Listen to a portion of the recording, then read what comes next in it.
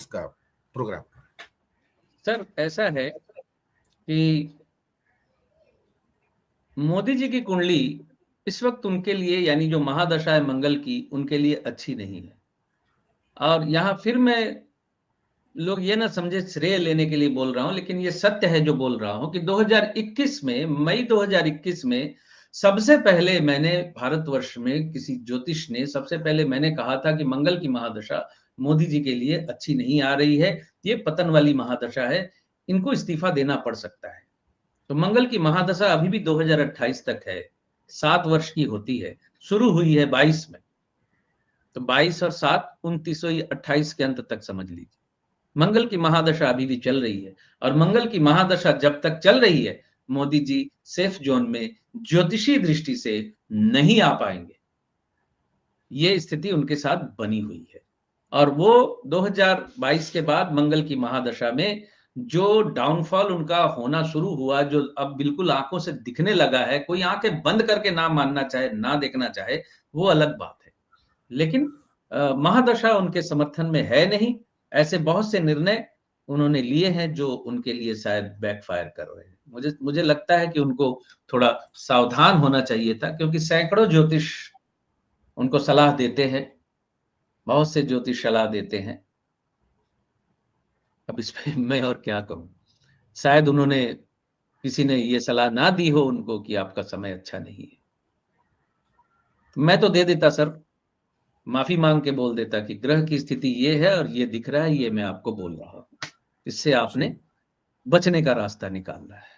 जी, एक शख्स लिख रहे हैं कि I am correcting you that you cannot compare Guru Nanak and other पीर फकीर विद पॉलिटिशियंस। माफ कीजिएगा, मैंने किसी को कंपेयर ही नहीं किया अपने प्रोग्राम में। मैंने तो नानक और बुद्ध और महावीर की और गांधी की बात की है, एक कॉन्टेक्स्ट में बात की है। मैंने किसी को वो नहीं किया, कंपेयर नहीं किया किसी से। आई एम सॉरी, आप गलत कॉन्टेक्स्ट में लेके अपनी बात को, तो अपने जो भी शब्द लिख रहे हैं उसको आप सोच समझ के लिखिए। हम किस कॉन्टेक्स्ट में बात करते हैं उसको, कॉन्टेक्स्ट को देखिए।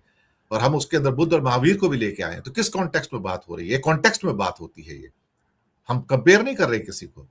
ना ना, कंपेयर कहाँ किया, कंपेयर कहाँ हमने किया, हमने क्यों हमने कंपेयर तो नहीं किया? अब पॉलिटिशियंस को, आज के पॉलिटिशियन को हम क्यों कंपेयर करेंगे गुरु नानक से? हम तो हमने तो सिर्फ एक, हमने ये तो कहा है। सिर्फ, हमने तो गांधी को, नानक को, बुद्ध को और महावीर को लेके कॉन्टेक्स्ट दिया है हमने यहाँ पर। उस कॉन्टेक्स्ट को आप समझिए। आप तो ऐसा लगता है कि कॉन्टेक्स्ट समझ नहीं पाए, मुझे लगता है।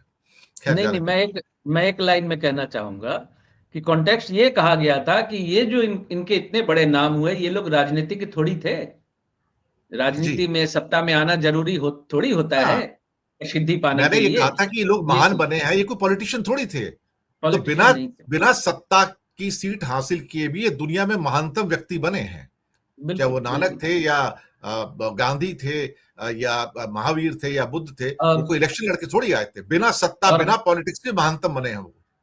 और हजारों कंट्रोवर्सी के बाद आंखों के सामने ओशो भी इतने प्रसिद्ध हुए थे, वो कोई राजनीति बिल्कुल। की थोड़ी थे। तो हर आदमी जरूरी थोड़ी कि राजनीति की सत्ता हाँ, कुर्सी के साथ ही महान बनता है, बिना उसके भी महान बनता है, ऐसी कोई बात नहीं है। बिल्कुल बिना बिल्कुल कुर्सी के बिल्कुल। तो शाहरुख खान भी बड़ा है साहब, उसकी भी बड़ी प्रेस्टीज है। बिना कुर्सी के तो अमिताभ बच्चन भी बहुत बड़ा है, ऐसा कुछ नहीं जी है। खैर, वो एक अलग बात है। बिना कुर्सी के तो आइंस्टाइन भी बहुत बड़े हैं। सच्ची बात तो यह है कि जिनकी बड़ी पूरी प्रतिभाशाली माने जाते हैं दुनिया के सबसे, तो ऐसा नहीं है। तो कॉन्टेक्स्ट को समझिए, हम क्या कॉन्टेक्स्ट में बात कर रहे हैं। आप आउट ऑफ कॉन्टेक्स्ट ले लोगे तो फिर कुछ भी आप बात कर सकते हो। लेकिन ये जो एप्स्टीन का जो केस हुआ है, सिद्धांत जी अगर स्पेसिफिकली आए, हरदीप पुरी की जो सारी बातचीत और कई मुलाकातें हैं, और दुनिया भर में इस्तीफे हो रहे हैं नैतिकता के आधार पर, लेकिन सुना है यहां तो नैतिकता का कोई काम ही नहीं है। यहां तो ऐसा लगता है कि जैसे लज्जाहीन सारे के सारे लोग पैदा हो गए हैं, लज्जाहीन पैदा हो गए सर। ये लज्जाहीनता में आप क्या, जब आसुरी प्रवृत्तियां आ जाएं तो फिर लज्जाहीनता तो आपका गहना बन जाता है ना। सिद्धांत सहगल जी, एक इस पे टिप्पणी लेंगे, फिर प्रोग्राम की समाप्ति की सर ओर आगे यहाँ बढ़े। सर यहाँ तो टिप्पणी एक ही लाइन की है, 2014 में ही कह दिया गया था कि हमारे यहाँ इस्तीफे नहीं होते।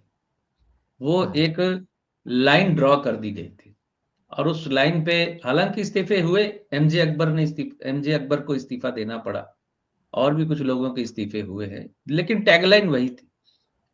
मेरे पास हरदीप पुरी जी की अगर डिटेल होती तो मैं कुछ ज्योतिषी टिप्पणी कर पाता, व्यक्तिगत टिप्पणी मैं कुछ करूंगा नहीं, क्योंकि मैं करता नहीं हूँ, ज्योतिषी टिप्पणी ही करता हूँ। लेकिन जिस तरह से अब खबरों के आधार पे जिस तरह से उनका नाम इतना उछल गया है और उन्होंने खुद एक्सेप्ट कर लिया कि मैं 4 बार गया था, ये उनको भारी पड़ सकता है। आखिरकार दबाव में आकर उनको रिज़ाइन करना पड़ सकता है। ये स्थिति सामने है इस वक़्त। सर। तो दर्शक मित्रों, आप सबको आज महाशिवरात्रि की बहुत-बहुत बधाई हो और हमारी ओर से आप सबको मंगल कामनाएं इस पावन त्योहार की।